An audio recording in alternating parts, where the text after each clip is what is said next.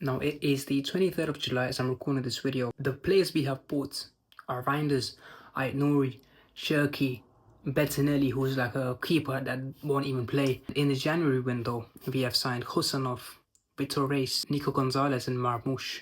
I think most of these signings are signings which I look at and I'm like, you know what? These guys, I don't know them, but I can trust the board that these guys will actually perform. Because when I was young, I saw the signings of Bernardo Silva, I saw the signing of Gundogan, I saw the signing of Kevin De Bruyne. And when I was looking at these players, I wasn't too sure that they were like superstars. However, they became like an integral part of what went on to be one of the most insane dominating teams in England that I have witnessed with my own eyes when I was growing up. Now, I'm not gonna lie to you, these signings, they excite me a lot. Reinders, if you watched my previous video, Reinders is a signing that I personally wanted to be at the club. Aït-Nouri, bro, looking at this guy, the way he plays, oh my god. And don't even get me started on Ryan Cherki. Oh my god. The way this guy just, I don't know, man, he just oozes, like, he oozes this, like, aura about him. Do you know what I mean? Like, he just seems like a baller, bro.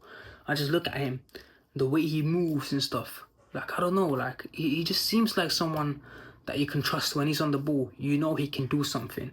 If you're in the 85th minute of the game, you know this guy can just pull up a random pass or a random shot and it's going to end up at the back of the net. However, the thing I am a bit skeptical about is our outgoings. Now, as I'm recording this video, it is the 23rd of July.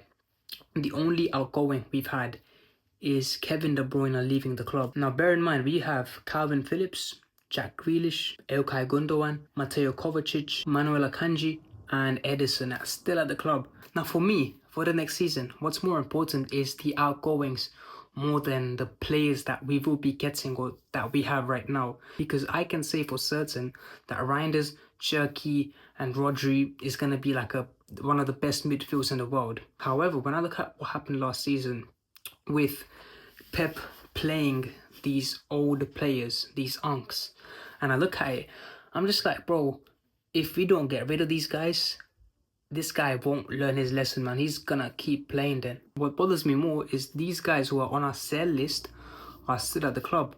And if they don't leave the club, they might end up playing games. On match day 1, I promise you, instead of Cherki, there'll be Bernardo Silva. And I promise you, if we keep these players, this will be our starting lineup for match day 1. So I just wanted to go about a few downsides that this next season could bring. The first downside, I would say, is our right back position. Now we have Matheus Nunes playing at right back. And when I look at him, I think he's improved quite a lot, right? When I was looking at him, first game he played right back, I checked my phone for the lineup. And I was like, yo, why is Nunes right below Edison? Like, what's going on there? Do you know what I mean? Like, usually when the positions are there, Nunes is like down either on the wings or the midfield. But this time he was like right back. And I saw him play the first game. And he was a bit shaky. He looked like a player out of position. But gradually, as the season went on, granted he made some mistakes, this guy has actually made that right back spot for himself.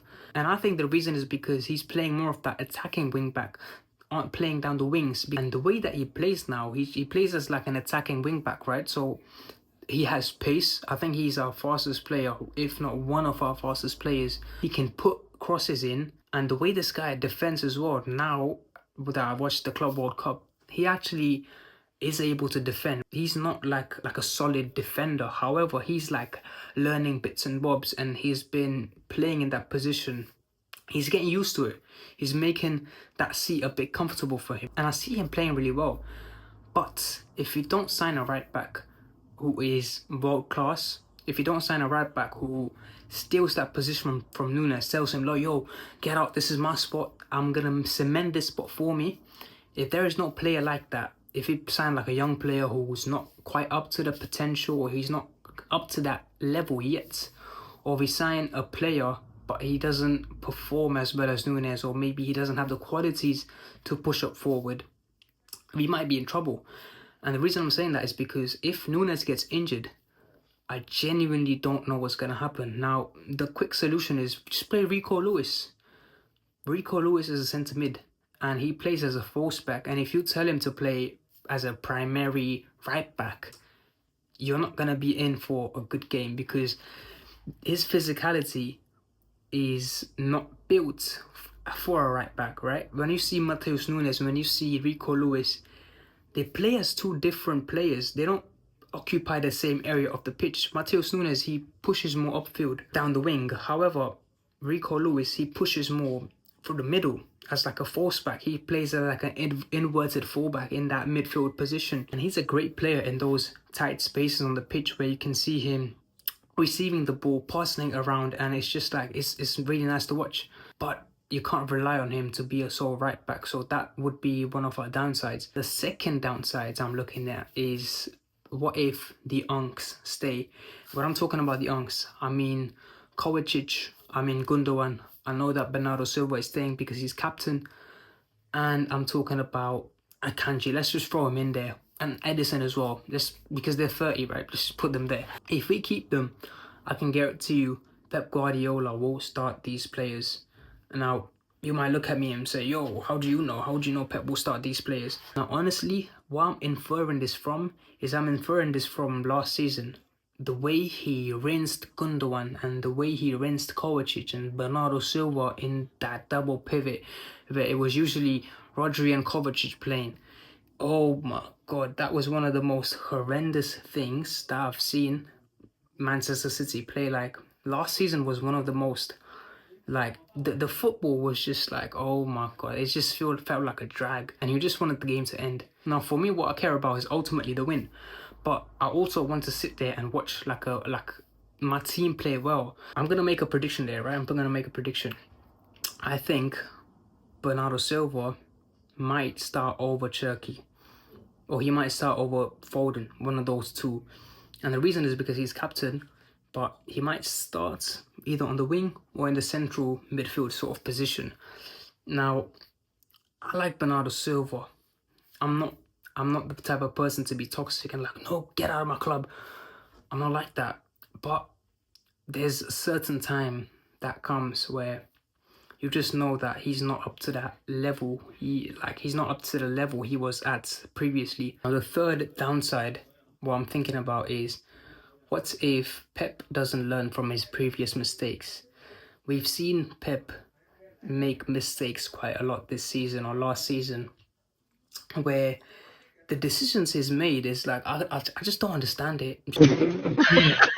And this man has done you amazing go. things. I simply can't comprehend. Like, usually, even previously, when I was watching Man City play, I was like, yeah, okay, he's going to do this. No, this guy's going to push there. And sometimes it was a bit unpredictable. Like, he would just put some random player like Bernardo Silva at left back. I'm like, yo, what's going on there? But we were playing well. Looking at the way he benched Nico Gonzalez, who was bought for 60 million on the bench for either Gundogan Kovacic or Bernardo Silva. It just made me think, yo, what is going on? And benching Abdulkadir Khusanov as well. Khusanov, bro, he's a baller. Do you know what I mean? Now, you might be watching this video late and he might have made some mistakes because he's young, and you totally understand that. But like, the way he plays, the way he played in those games against Real Madrid and Spurs, just a fantastic player to watch. But then Pep suddenly decided to not play him. Even some of the substitutions he's made in the games, like, you just don't understand what's going on. Sometimes you will be like drawing a game, like you can win that game, and you will just see Gundogan walking on the pitch, or you're losing that game and you can potentially get like a scrape, a draw at the game. You see like Gundogan on the pitch again, like he would just put someone, instead of Marmoush, you'll see like Gundogan on the pitch. You're like, yo, why is Gundogan there? Do you know what I mean? Like I don't hate these players. I don't hate Gundogan. I don't hate Bernardo Silva. It's just like, why? Do you know what I mean? Like, why are you playing these players? Like, they don't offer you anything on the pitch. They don't offer you goals or assists. Now, I know Gundogan scored at the last game of the season, but apart from that, it was just like, when they are on the pitch, I just don't know what's going to happen. And Pep, he keeps playing these guys, and it's just like, yo, what are you trying to do? Like, what are you trying to achieve?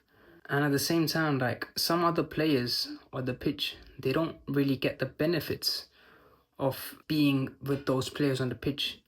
Like if you put someone else instead of maybe Gundogan, if you put Nico Gonzalez there, you see a small shift, and that small shift can lead to bigger results for the team. But it's just like if Pep doesn't learn from those mistakes, I can see this season just going, we will start winning games, but when that blind loyalty kicks in, you'll just see the season going downwards again. Now, I don't want to make this video negative. I do have faith that we will be able to win games. We will be able to push forward. I don't want to say too much because the season hasn't even been kicked off yet. I don't want to be negative too much. I don't want to be too positive either.